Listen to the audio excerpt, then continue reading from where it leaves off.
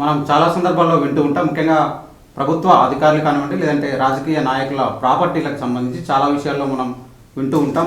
ఇవన్నీ కూడా బినామీ ప్రాపర్టీస్, వేరే వాళ్ళ వ్యక్తుల పేర్లపైన వీళ్ళంతా కూడా ఆస్తులు కొనుగోలు చేశారు అనేటువంటి మాట వింటూ ఉంటాం. అలాంటి కేసులు కూడా మనం చూస్తుంటాం. ఈ నేపథ్యంలో బినామీ ట్రాన్సాక్షన్సే కాకుండా షామ్ లేదంటే నామినల్ ట్రాన్సాక్షన్స్ అనేటువంటి మాట కూడా తక్కువగా వింటూ ఉంటాం. అయితే మనతో మాట్లాడాలనుకున్నారు హైకోర్టు అడ్వకేట్ బాలకృష్ణ సార్. మనం ఎక్కువగా బినామీ ట్రాన్సాక్షన్స్ గురించి వింటూ ఉంటాం. సో అసలు యాక్చువల్గా ఈ షామ్ అంటే ఏంటి? షామ్ ట్రాన్సాక్షన్స్ అంటే right. Sham or nominal transaction, అలాగే benami transaction. Sham or nominal transaction అంటే మనకి టైటిల్ ట్రాన్స్ఫర్ జరుగుతుంది, కానీ ఆ ట్రాన్సాక్షన్లో ఆ డీడ్ జరిగేటప్పుడు కన్సిడరేషన్ అమౌంట్ పే చేయరు. అలాగే ప్రాపర్టీ యొక్క పొజిషన్ కూడా ట్రాన్స్ఫర్ అవ్వదు. అంటే కేవలం పేపర్ మీద నామమాత్రంగానే ఈ ట్రాన్సాక్షన్ జరుగుతుంది. జనరల్గా వైఫ్ అండ్ హస్బెండ్ డిస్ప్యూట్లో ఎప్పుడైతే సబ్సిక్వెంట్గా లీగల్గా ఏమైనా సమస్యలు వస్తాయి అనుకుంటారో, లేదా అప్పులాళ్ళు వచ్చి ఏమైనా ఇబ్బంది పెడతారనుకుంటారో, అలాంటప్పుడు కేవలం పేపర్కి మాత్రమే కన్ఫైన్ అటువంటి ఈ ట్రాన్సాక్షన్ని షామ్ ఆర్ నామినల్ ట్రాన్సాక్షన్ అంటారు. అంటే ఇక్కడ టైటిల్ ఆన్ పేపర్ ట్రాన్స్ఫర్ అవుతుంది, కానీ కన్సిడరేషన్ అమౌంట్ ఏమీ ఉండదు. అలాగే పొసెషన్ ఎక్కడ కూడా ట్రాన్స్ఫర్ కాదు. దీన్నే షామ్ ఆర్ నామినల్ ట్రాన్సాక్షన్ అంటారు. షామ్ ఆర్ నామినల్ ట్రాన్సాక్షన్ కానీ మనం కోర్టులో ఎస్టాబ్లిష్ చేయగలిగితే, అంటే ఇక్కడ టైటిల్ ట్రాన్స్ఫర్ అయింది కానీ ప్రాపర్టీ ట్రాన్స్ఫర్ చేయాలని ఇంటెన్షన్ లేదని కోర్టుని కన్విన్స్ చేయగలిగితే, ఆ వ్యక్తి ఒప్పుకోకున్నా కూడా మన ప్రాపర్టీ మనం వెనక్కి తెచ్చుకునేటువంటి అవకాశం ఉంది. రెండవది వచ్చేసి బినామీ ట్రాన్సాక్షన్. ఇంతకుముందు తరచూ వినేటువంటి పదమే బినామీ.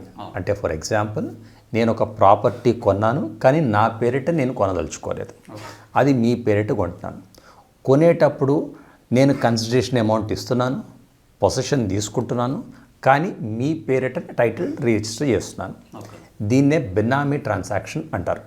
ఈ రెండింటి మధ్య వ్యత్యాసం ఏమంటే, ప్రైమరీలీ ఒకటి పొసెషన్ అనేది ట్రాన్స్ఫర్ అవుతుంది, రెండు కన్సిడరేషన్ అనేది ఎక్స్చేంజ్ అవుతుంది. వేరే షామ్ ఆర్ నామినల్ ట్రాన్సాక్షన్ ఈ రెండు ఉండట్లేదు. చట్టపరంగా బినామీ ట్రాన్సాక్షన్ అంటూ జరిగితే మనకు ఒక చట్టం ఉంది, బినామీ ట్రాన్సాక్షన్స్ ప్రొహిబిషన్ యాక్ట్ ఆఫ్ 1988 అని.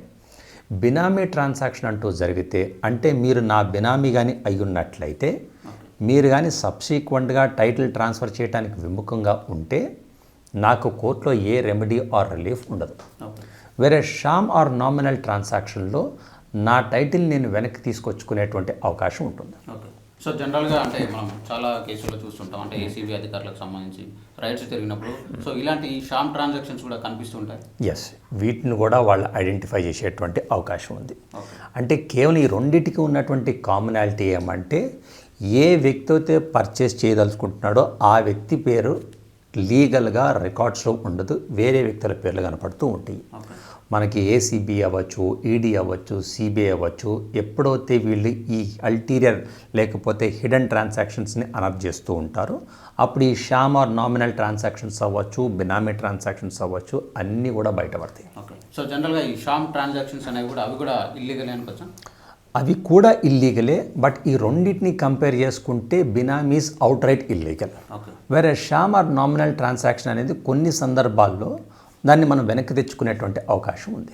సో ఇది జనరల్గా చూసుకున్నట్లయితే షామ్ ట్రాన్సాక్షన్ సంబంధించి మనం ఎక్కువగా వింటూ ఉండవు, కానీ ఇది కూడా ఒక రకమైనటువంటి ఇల్లీగల్ పనే. కానీ దీంట్లో ప్రాపర్టీని వెనక్కి తీసుకునేటువంటి అంటే తెచ్చుకునేటువంటి అవకాశం ఉంటుంది. దాన్ని కోర్టులో కూడా ఛాలెంజ్ చేసేటువంటి అవకాశం ఉంటుందని బాలకృష్ణ గారు అయితే చెప్తూ ఉన్నారు. ఇక మనకు అందరికీ కూడా తెలిసిందే, బినామీ ట్రాన్సాక్షన్ జరిగితే ఖచ్చితంగా దానిపైన మనం హక్కులు, అంటే ఒకవేళ వాళ్ళు తిరిగి ఇవ్వకపోతే వాటిపైన మనం హక్కులు కోల్పోయేటువంటి అవకాశం ఉంటుంది. ఒకవేళ అలాంటి ట్రాన్సాక్షన్ చేసినా కూడా వాళ్ళకు శిక్షలు పడేటువంటి అవకాశం కూడా ఉంటుందనే విషయం కూడా మనకైతే తెలిసింది.